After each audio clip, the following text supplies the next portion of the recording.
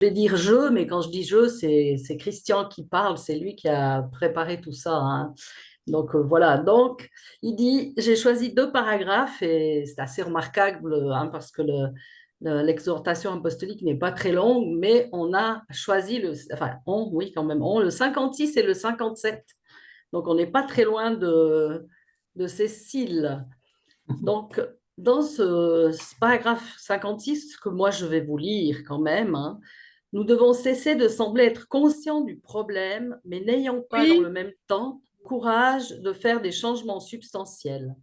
Nous savons qu'à ce rythme, nous dépasserons dans quelques années seulement la limite souhaitable de 1,5 degrés Celsius et que nous pourrions atteindre en peu de temps 3 degrés Celsius, avec le haut risque d'atteindre un point critique.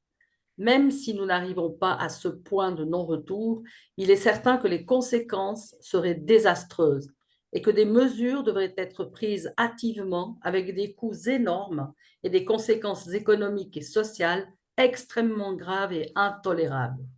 Si les mesures que nous prenons maintenant ont des coûts, ceux-ci seront beaucoup plus lourds si nous attendons encore plus longtemps. Dans la première phrase du paragraphe 56, le pape François dénonce une attitude ambivalente face aux enjeux de la crise climatique. D'un côté, on fait semblant d'être conscient du problème et en même temps, d'un autre côté, on n'a pas le courage d'agir. Et le pape ne parle pas d'une petite action juste pour donner l'impression que l'on fait quelque chose. Il parle du courage de faire des changements substantiels. Le pape dénonce donc clairement un comportement hypocrite et nous exhorte, pour rappel, Laudate Deum est une exhortation apostolique, c'est-à-dire un texte dont le but est d'inciter celles et ceux à qui elle s'adresse à s'engager. François est donc comme un entraîneur dans les vestiaires avec les membres de son équipe ou comme un coach professionnel qui veut booster sa team. Et les destinataires ici sont toutes les personnes de bonne volonté. Le pape, donc, nous exhorte à cesser notre comportement ambivalent et hypocrite et il nous encourage à entreprendre des changements substantiels, c'est-à-dire qui ont de la substance. Comme deuxième commentaire, dans ce paragraphe 56, mais aussi à plusieurs autres endroits dans le texte, le pape relaye une profonde inquiétude des scientifiques, celle d'atteindre un point critique où on basculerait dans un régime d'emballement du système climatique. Point critique, point bascule ou de rupture. En anglais, on utilise le terme de tipping point, qui est bien défini au paragraphe 17 de l'exhortation. Cela ne doit pas nous faire ignorer que la possibilité de parvenir à un point critique est réelle. Des changements mineurs peuvent provoquer des changements plus grands, imprévus et peut-être déjà irréversibles en raison de facteurs d'inertie. Cela pourrait finir par déclencher une cascade d'événements qui se précipiterait comme un effet boule de neige.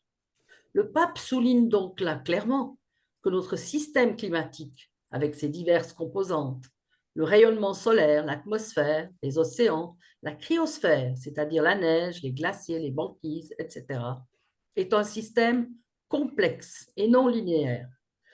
Un système dans lequel un petit changement d'une de ses composantes peut avoir des grands effets dans une autre, qui, eux, vont initier d'autres changements, etc. C'est ce qu'on appelle des rétroactions positives qui peuvent engendrer un emballement. C'est l'effet boule de neige dont parle le pape. On voit que le pape est très bien renseigné et qu'il ne minimise nullement ce risque qui est bien réel. J'aimerais donner un exemple de rétroaction positive. Il est le lien avec l'accélération de la fonte de la glace que l'on observe déjà, que ce soit au pôle Nord, en lien avec la banquise de l'océan Arctique, ou au pôle Sud, ou pour les divers glaciers de notre planète. La couleur essentiellement blanche des étendues de glace a a la propriété physique de réfléchir une bonne part du rayonnement solaire. C'est ce qu'on appelle l'albédo. Mais avec une disparition de l'étendue de ces surfaces glacées, il y a moins de rayonnement solaire qui est réfléchi. Donc, plus qui est absorbée par le sol, qui est ainsi mise à nu par la glace disparue. Et du coup, cette énergie absorbée va chauffer le sol et accentuer la fonte de la glace. Il y aura donc plus de sol mis à nu, donc moins de rayonnement solaire qui est réfléchi, et ainsi de suite, dans une cascade de cause à effet qui va en s'amplifiant. Pourquoi insister sur ces notions scientifiques? Parce que le danger de franchir des points de non-retour est bien réel.